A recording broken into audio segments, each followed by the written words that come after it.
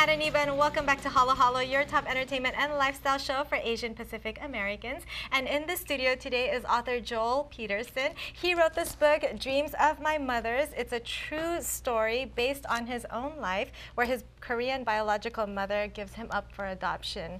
Welcome, Joel. Hi, it's good to be here. Thank you so much for being here. When I read the summary of Dreams of My Mother's, it gave me goosebumps. So give me and the audience a little bit more about what inspired you to write your story. Well, it's based on true events, but it's actually a biographical fiction. Okay. Obviously, there's parts of it that talks about people's thoughts and feelings and conversations, which clearly have to be fictionalized because I certainly wasn't there for those things. Yeah. So you write about what you know. Obviously, we know our lives pretty well. And all of us have interesting lives to ourselves. Very few of us, me included, I don't think have interesting lives that are interesting to other people necessarily.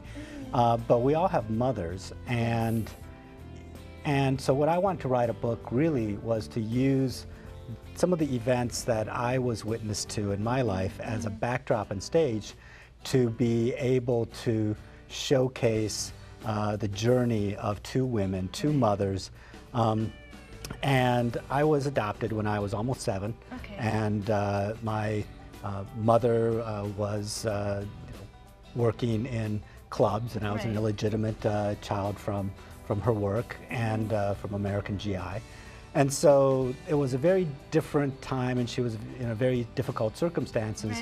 And something like, transnational, or what people sometimes call international adoption, is a very rare thing. There aren't that many people, in a sense, who experience this or know people. But sometimes, these things are microcosms of all of humanity. And in this rare kind of story and life event are all the most deeply held passions and human themes. They never have adoption without loss or tragedy, and some other side of it who's having incredible joy at gaining a child, and the journeys that both mothers have. I thought that would be the story that people would want to hear about. It really took the word love and made that such a strong, powerful theme through this book.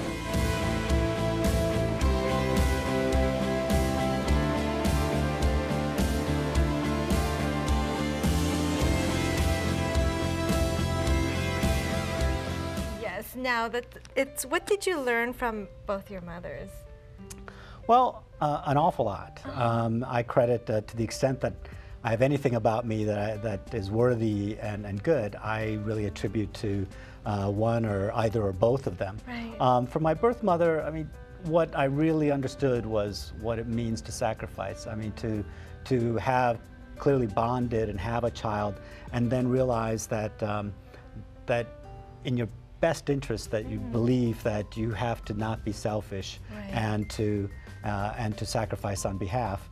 And it's something that I remember going through, but I went back to Korea when I was 18 and I found her. So in a sense, I was able to corroborate it. So it's one thing to have memories of it and think about these things, but then to have the conversations and say, yes, that in fact is the situation, that is what happened. And then from my adoptive mother, I mean, she was just an amazing woman that, again, talked about duty and sacrifice, but in a very joyous way. And she was a deeply faith-driven person. And again, that gave me a lot of inspiration about how you should live your life. And so I fall short of their examples all the time, but you do the best you can. And now you mentioned that you did go back to Korea to meet your mother. What was that meeting like? It was an extraordinary event. I wasn't sure. So I had been able to. I was actually living in Japan as an exchange student, and so then I took a ferry across. But I had a friend who was in Korea, and he was able to do some sleuthing and track down, and so we had arranged to where we were going to meet in Busan. And so when I got off the ferry and came out of the terminal, I didn't know if she would actually be there. And at first I couldn't see her, and so when I did meet, it was It was interesting for me. It was a real epiphany because it let me see her simultaneously from two different perspectives. Yeah. One was that little boy who still saw his mommy and everything that that meant.